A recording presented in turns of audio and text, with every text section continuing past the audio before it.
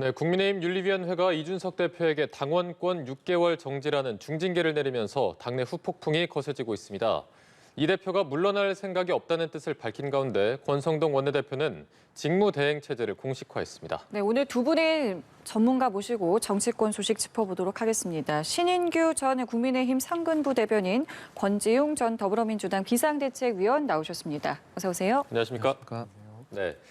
자, 새 정부가 출범한 지 60일도 안 된 상황에서 여당 지도부 공백 사태라는 초유의 일이 발생했습니다. 먼저 지금 사태를 어떻게 분석하고 계신지부터 들어보겠습니다. 예, 일단은 지금 이준석 당대표, 집권 여당의 대표입니다. 그리고 민주적 정당성을 가진 대표인데요. 이렇게 윤리위원회를 통해서 당원권 정지를 받고 당대표의 직무를 수행할 수 없는 상황이 매우 안타깝습니다. 이것은 국민의힘이라는 정당의 부담이기도 하고 지금 출범한 지 60일이 채 되지 않은 정부의 부담이기도 합니다. 징계 대상자인 당사자인 이준석 대표가 지금 수사 중인 사안일 뿐만 아니라 강력하게 전면 부인을 하고 있음에도 불구하고 윤리가 무엇이 그렇게 급했는지 수사기관보다 앞서서 사실관계를 재단하고 거기에 대한 중징계를 내렸기 때문에 저는 상당히 문제가 있다고 보고요. 우리 옛말에 3인성호라는 말이 있지 않습니까? 3명만 말을 맞춰도 호랑이가 있다라는 말을 만들어낼 수 있고요. 또 혹세무민이라는 말이 있습니다. 어떤 유튜버에서 이걸 가지고 여론화시키고 공론화를 시켰다고 해서 이걸 공당에서 물어가지고 지금 윤리위까지 온 거거든요. 이런 부분은 저는 매우 나쁜 선례라고 보고요. 이것이 윤석열 정부에도 장기적으로는 좀 안 좋은 영향을 많이 줄 것 같다라는 좀 우려 섞인 진단을 좀 해봅니다. 그렇다면 이번 결정이 조금 성급했다, 이런 입장인 것입니까? 성급한 것도 성급했다고 볼 수 있고요. 상당히 부적절한 징계이고 이것은 왜 그러냐면 민주적 정당성을 가진 대표를, 당의 대표를 사실상 끌어내리는 것과 같은 효과를 내거든요. 이렇게 됐을 때에는 다음번에 전당대회를 통해서 또다시 정당성 있는 대표를 뽑겠습니다마는 그 대표에 대해서 반대하거나 또 소수파가 집권했을 때 이것을 정치적 숙청의 도구로 사용할 수 있는 매우 안 좋은 선례를 남겼기 때문에 이 부분은 좀 돌이켜 봐야 되지 않는가 저는 그렇게 봅니다. 네, 지금 민주당도 관심 있게 지켜보고 있을 것 같은데 지금 상황 어떻게 분석하고 계십니까? 물론 저희 당이 아니기 때문에 세부적인 내용을 제가 알고 있는 것은 아닙니다만 제가 보기에는 사실 타당한 판결을 내린 것 같습니다.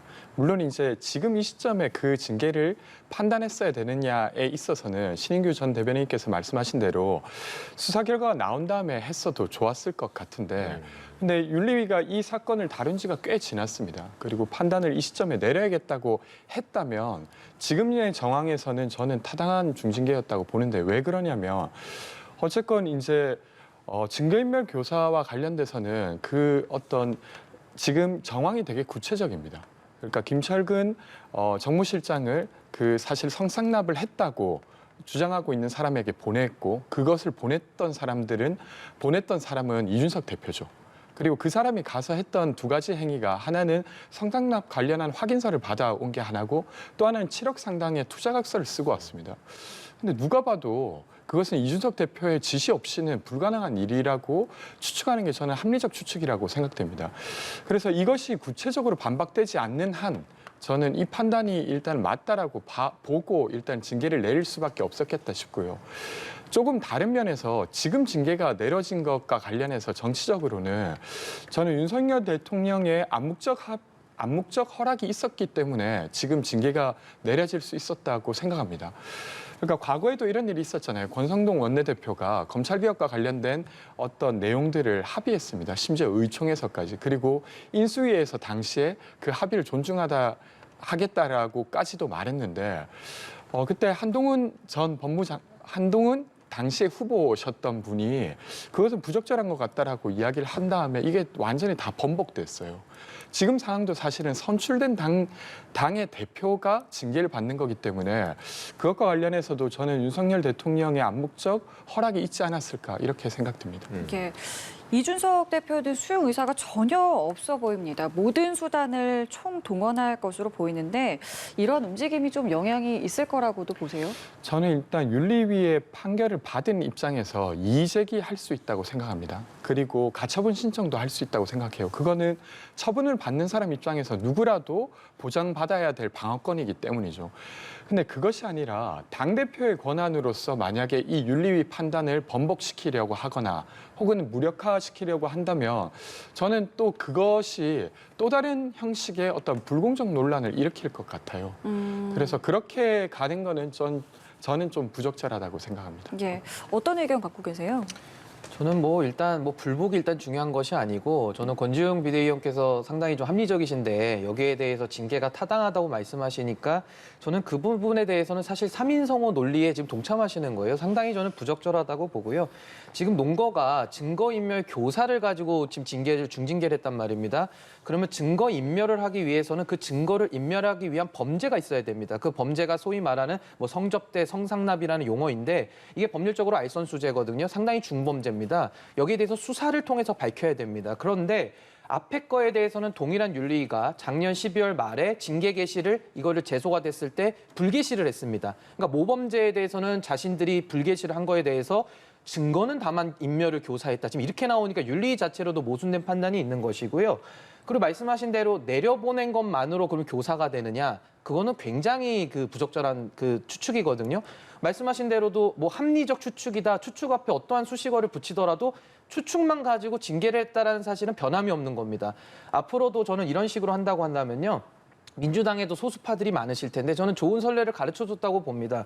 소수파들이 지금 가세연이라는 유튜브 채널에서 우상호 의원, 임종석 의원, 윤호중 의원에 대해서도 다 그런 의혹들 제기했거든요. 그것만 가지고 징계해야죠. 그리고 이재명 후보 같은 경우도 무슨 배우 그 불륜 스캔들이라든지 뭐 여러 가지 그 3인 성호 같은 것들이 많지 않았습니까? 그럼 거기에 대해서 이제 합리적으로 다 보인다고 한다면은 징계위 열어 가지고 또 당원권 정지하면은 정치 생명을 끊을 수 있거든요. 저는 이거 뭐 불복이고 어떤 절차에 대해서 얘기하는 것이 뭐 지식적인 의미는 있겠습니다만은 이건 민주주의 원리에서 여야를 떠나서 큰 의미가 없는 것이다 이렇게 봅니다. 저는 조금 이야기 드리고 싶은 건 민주당에도 꼭 같은 일은 아니지만 비슷한 상황이 있었습니다. 예를 들면 박안주 의원과 관련된 것이었는데요. 당시에 형사적으로 확인된 건 아니었어요. 그 어떤 성범죄와 관련된 것이. 근데 하지만 민주당 내부의 윤리감찰단 차원에서 조사를 했고 그것이 꽤나 타당하기 때문에 비대위에서 그런 판단을 내린 것입니다. 그러니까 저는 사안에 따라서 형사적 처벌이 있기 전에도 당 차원에서 판단을 내릴 수 있다고 생각합니다. 근데 지금 이 이준석 대표의 이 사안이 그러한가 아닌가에 대해서는 지금 이견이 있는 것이지 이런 판단 자체가 무조건적으로 잘못됐다 이렇게 주장하시는 건 저는 또 부적절하다고 생각합니다. 저 이거 하나만 혹시, 반박드리자면 네. 박완주 의원의 사례는 너무 다르죠. 왜냐하면 이건 성범죄가 아니고 성상납이라는 건 알선수재라는 범죄고요. 그거는 성범죄입니다. 범죄가 일단 다르다는 게 첫 번째고 박완주 의원 사건 같은 경우는 피해자의 직접적인 증언이 있지 않았습니까? 피해자가 있는 것은 본인이 부인을 하더라도 피해자가 나왔기 때문에 얘기가 다르다. 전 이렇게 반박을 드리고 싶습니다. 네, 알겠습니다. 저희가 이준석 대표가 불복하고 있는 상황에 대해서 얘기를 나눠보고 있었는데 조금만 더 자세히 짚어보도록 하겠습니다. 일단 지금 상황을 보면 이 대표는 징계 처분권은 당대표에게 있다. 그래서 보류하겠다. 징계 처분을 보류하겠다는 입장이고 권성동 원내대표의 입장을 보면은 이게 의결되면 즉시 효력이 발생한다. 이게 어느 쪽의 주장이 맞는 겁니까? 이거는 좀 당원 당규를 보셔야 되는 건데 네네. 사실 논란이 많을 수밖에 없는 상황입니다. 왜냐하면 당대표에 대한 지금 윤리위 징계가 초유의 사태고요. 이거는 해석상으로 당대표는 윤리위의 징계 관할 조항에도 빠져 있기 때문에 대상이 안 된다는 지금 이론도 있는 겁니다. 그래서 어제 자세히 보시면은 이항희 윤리위원장께서 이 부분에 대해서 당원 이준석 이런 식으로 당대표라는 말을 안 썼거든요. 네네. 그래서 당원에 대한 징계를 했던 걸로 보이고 지금 이 부분에 대해서는 사실 지금 뭐 여러 가지 썰이 있지만은 지금 그 다툼의 여지가 분명히 있습니다. 그러니까 해석상에 따라서 지금 어떻게 보면은 문제를 제기하는 쪽에서는 지금 이 부분을 지금 다투고 있는데 직무 대행에 대해서는 조금 좀 해석의 여지가 있고 지금 이 부분은 조금 제가 정리해서 다시 한번 말씀을 드리겠습니다. 네. 이게 네. 지금 말씀하신 것처럼 해석의 여지가 있기 때문에 당장 다음 주 월요일에 있을 최고위 주제를 누가 할 것이냐에 대해서도 얘기가 그러니까 이런 많이 거죠. 나오고 있어요. 그러니까 지금 효력에 대해서는요. 제가 지금 생각이 잠깐 정리가 됐는데 예. 윤리의 의결만 가지고는 사실상 대내적인 그 효력은 있는 겁니다. 윤리에서 의결을 했기 때문에 예. 당 내부적으로는 효력이 있는 것인데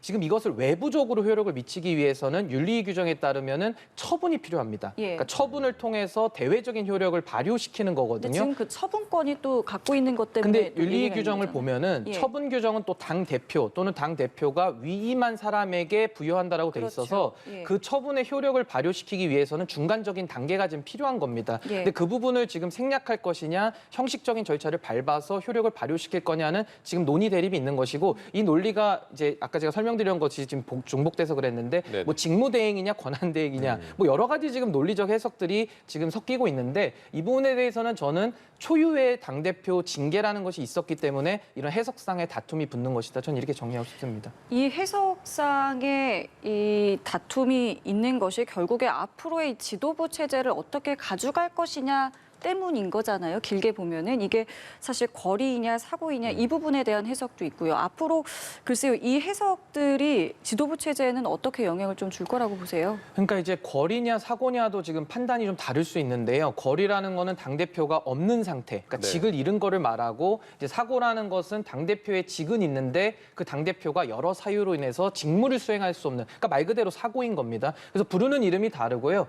거리일 때는 권한대행을 이제 권성동 원내대표가 하는 것이고 사고일 때는 직무대행을 하는 겁니다. 그래서 해석상 차이는 있지만은 지금은 당대표의 당원권 정지가 돼 있어서 당대표의 임기는 내년 6월까지고 지금 6개월을 헤아리면 내년 한 12월, 뭐 올해 12월이나 1월까지 아니겠습니까? 그렇다 그러면 그 이후에는 당대표는 복귀할 수 있는 지금 현재 상황이기 때문에 이건 사고로 해석하는 게 맞고 당 사무처도 지금 사고로 지금 규정을 지었다 이렇게 알고 있습니다. 네, 지금 말씀하신 대로 초유의 사태이기 때문에 해석을 놓고도 의견이 좀 갈리고 있는 것 같습니다.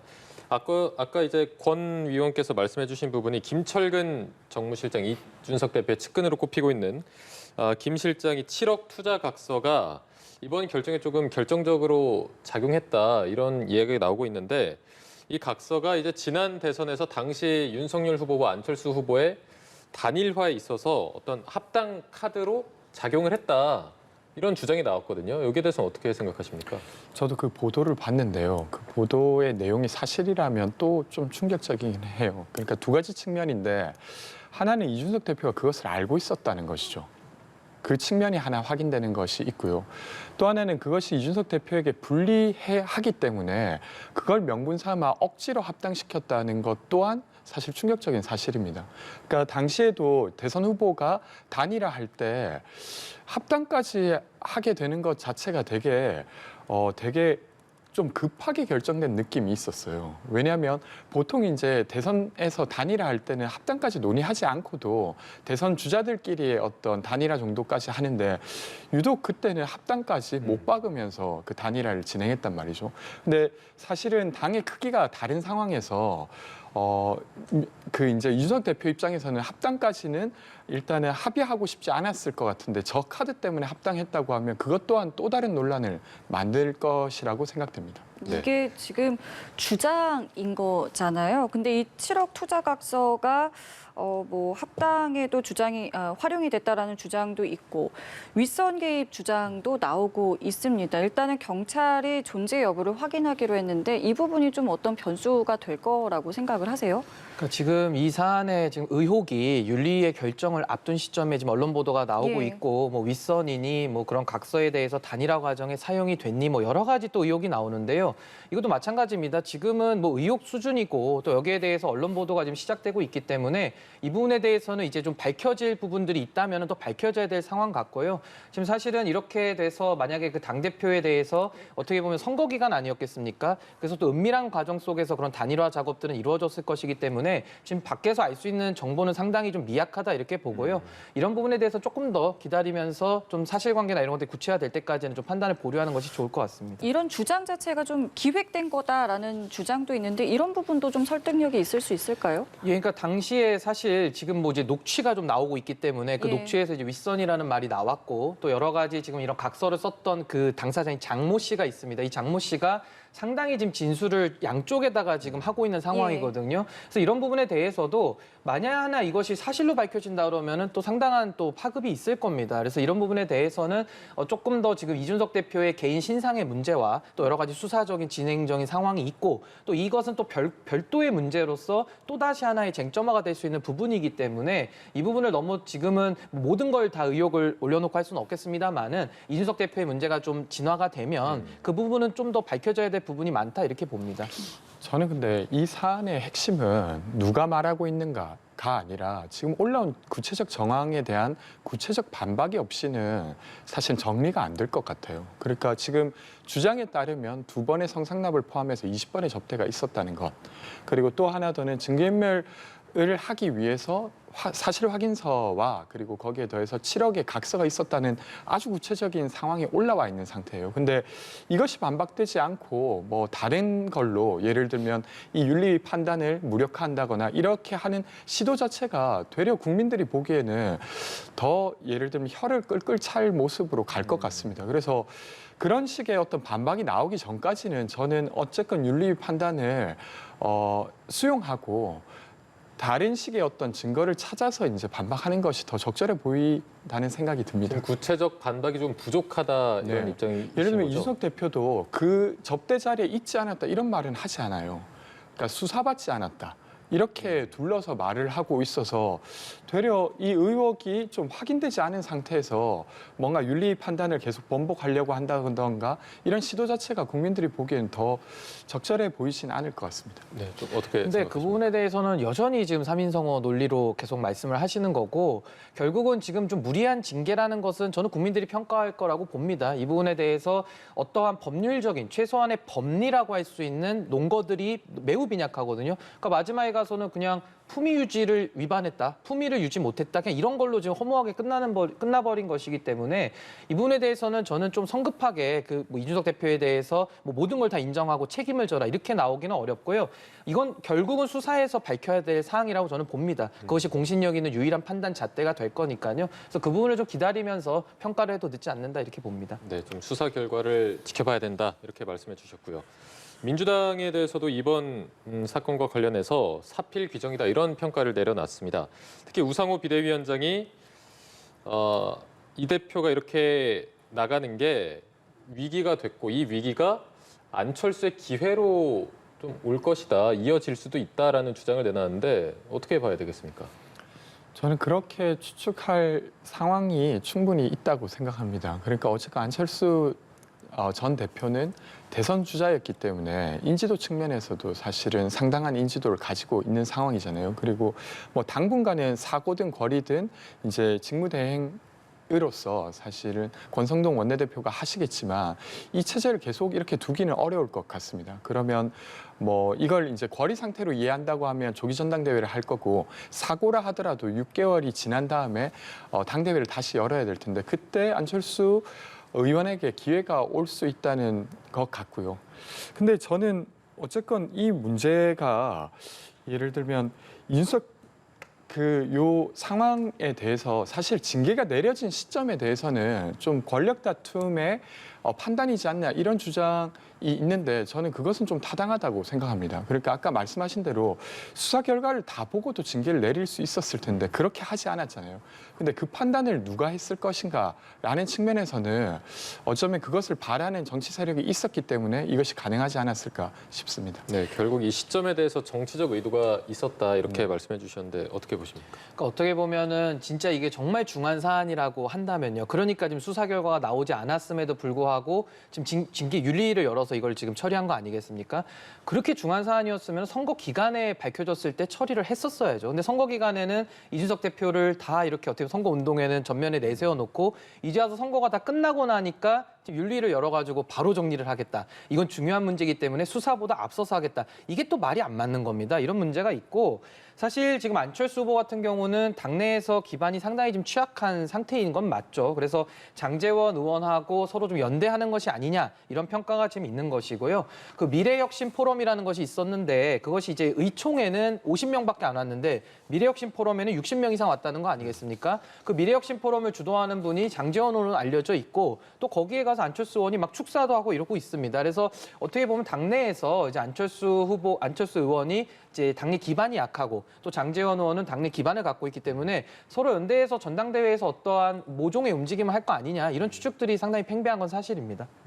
아까 그 차기 지도부 체제에 대해서 제가 좀 여쭤봤었는데 그렇다면은 굉장히 많은 지금 가능성들도 나오고 있고 시나리오들이 사실 보도가 되고 있는데 어떻게 좀 보세요? 어떤 쪽으로 가는 게 좀 좋다고 보시는지요? 일단 저는 윤리위원회 징계가 당원 당규의 근거로 된 거 아니겠습니까? 그 권위를 부여한 건 당원 당규고요. 이후의 과정도 당원 당규를 지켜야 될 겁니다. 그런데 당원 당규에 따르면은 당원권 정지를 통해서 당대표의 집 직무 수행까지 묶어놨거든요. 좀 과도하다고 보일 수 있습니다.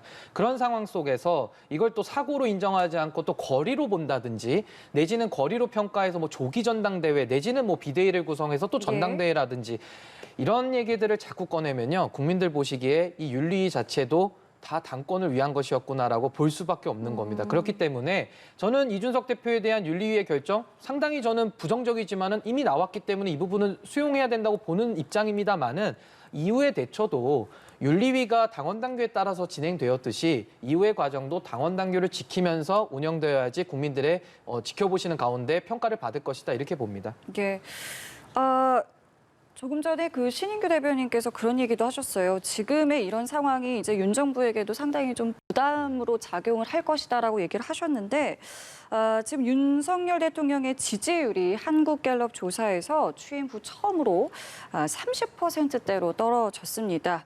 부정평가는 49%로 취임 이후 최고치를 이제 찍었는데요.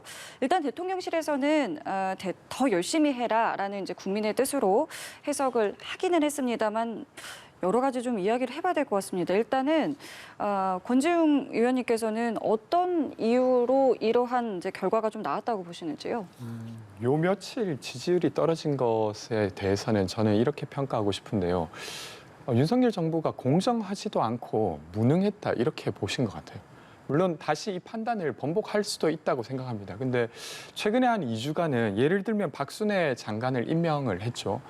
만취 음주운전으로 사실은 되게 논란이 됐던 분입니다. 그리고 현재도 사실은 교원들에게 어떤 포상을 내릴 때 20년 전 이전에 음주운전 이력이 있어도 포상을 내리지 않는 상황으로 지금 사실은 그 과거의 일도 그렇게 처분을 하고 있는 상황인데 교육부 장관으로 임명을 했어요.